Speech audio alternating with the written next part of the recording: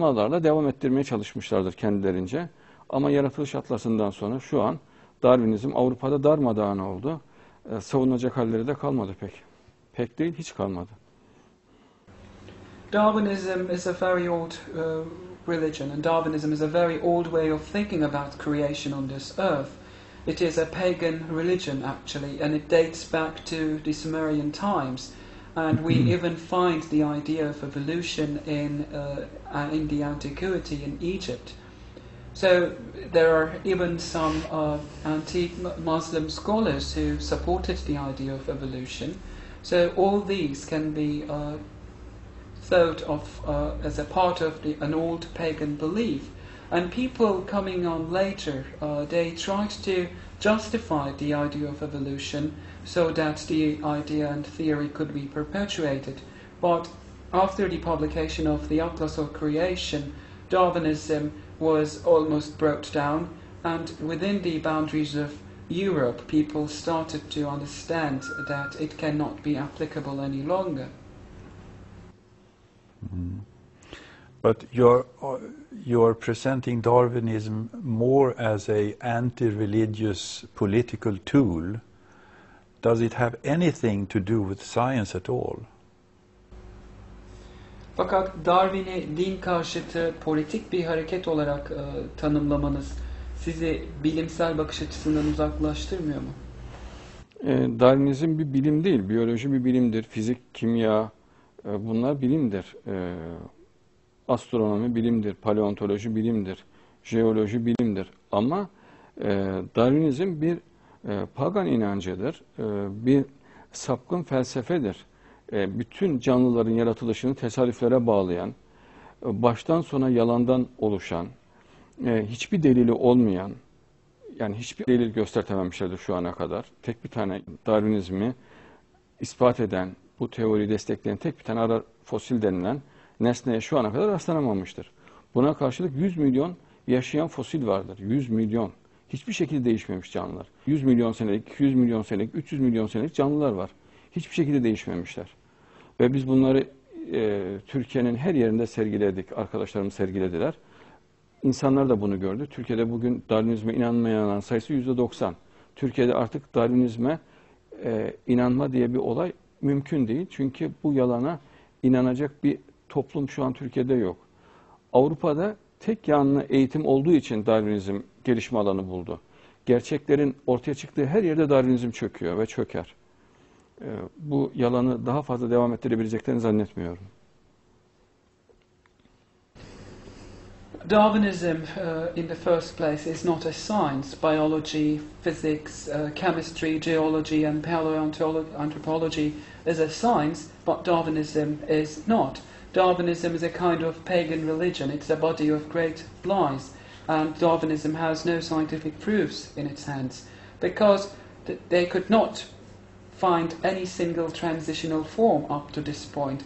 If they were able to find a transitional form, they would be able to prove their theory, but they could not find any transitional form. On the other hand, we have in our hands 100 million fossils, 100 million living fossils, which prove creationism.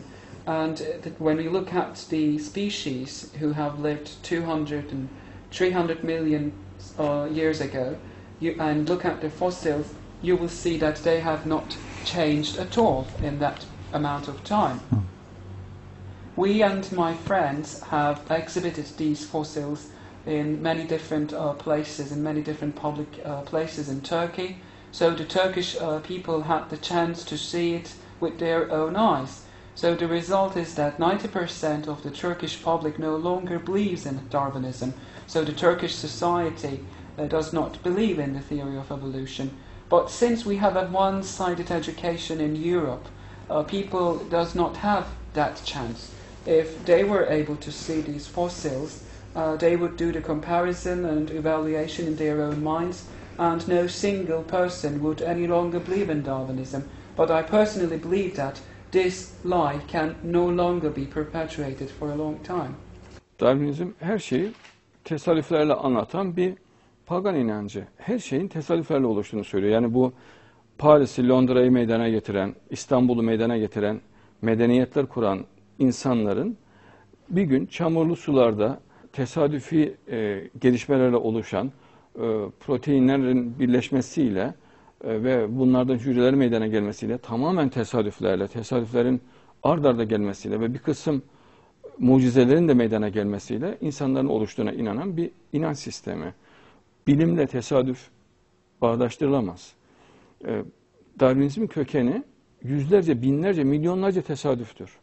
Ve bu tesadüflerin üstüne de ekledikleri yüzlerce mucize iddiası vardır. Ve bunun sonucunda Darwinizm yaratılışı açıklıyor kendince. Tesadüf bilim olamaz. Darwinists tend to explain creation on this earth through the concept of coincidence because it's a pagan religion, a pagan way of thinking about creation on this earth.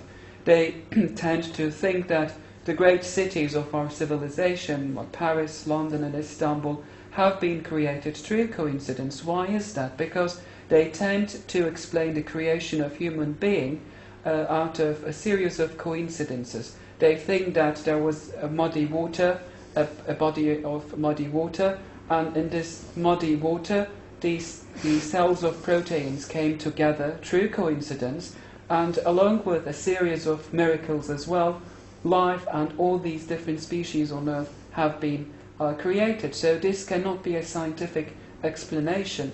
You cannot bring science and coincidence together. Darwinism is a body of coincidences and miracles. So Darwinism is not a scientific way of thinking about creation. In Turkish high school biology text today, is there any mention of creationism or not? Türkiye'de liselerde okutulan biyoloji kitaplarında yaratılışa değiniliyor mu? Bir satır kısaca yaratılışla ilgili dünyanın yaratılışının bir yaratıcı tarafından olduğuna inananlar da vardır tarzında bir satır kısaca bir izah var. O kadar. Ama Darwinizm çok kapsamlı bir gerçekmiş gibi anlatılıyor. Creationism is allocated only a single line in the books which are taught in high schools in Turkey, and that only says that there are a group of people who believes that world has been created through creationism. On the other hand, Darwinism is being thought in a very detailed manner as if it is a reality. How come? Peki bu nasıl oluyor? Resmi karar, yani devletin resmi uygulaması bu şekilde. It is the outcome of the official decree because the state has decided it to be so and it is so. Diğer ülkelerde de bu böyle. The situation is the same in other countries as well. Mm-hmm. But does this mean that from your point of view, Darwinism is a political tool? Peki bu şu anlama mı geliyor? Sizce Darwinizm politik bir araç mı? Against the Islamic world? İslami dünyaya karşı kullanılan politik bir araç mı Darwinizm? Sadece İslami değil, Hristiyanlığa, Museviliğe ve İslami inanca karşı kullanılan politik bir araca dönüştü. Yani devletimizi tenzih eden devletimiz iyi niyetle anlatıyor. Yani bir böyle inananlar var tarzında anlatıyor. Ama dünya çapında uygulaması böyle değil. Tamamen dinleri yeryüzünden ortadan kaldırmak için özellikle Hristiyanlık, Musevilik ve İslamiyet'i hedefleyen, yaratılış inancını hedefleyen şeytani, gizli bir örgütlenme olan Masonluğun bir uygulamasıdır Darwinizm.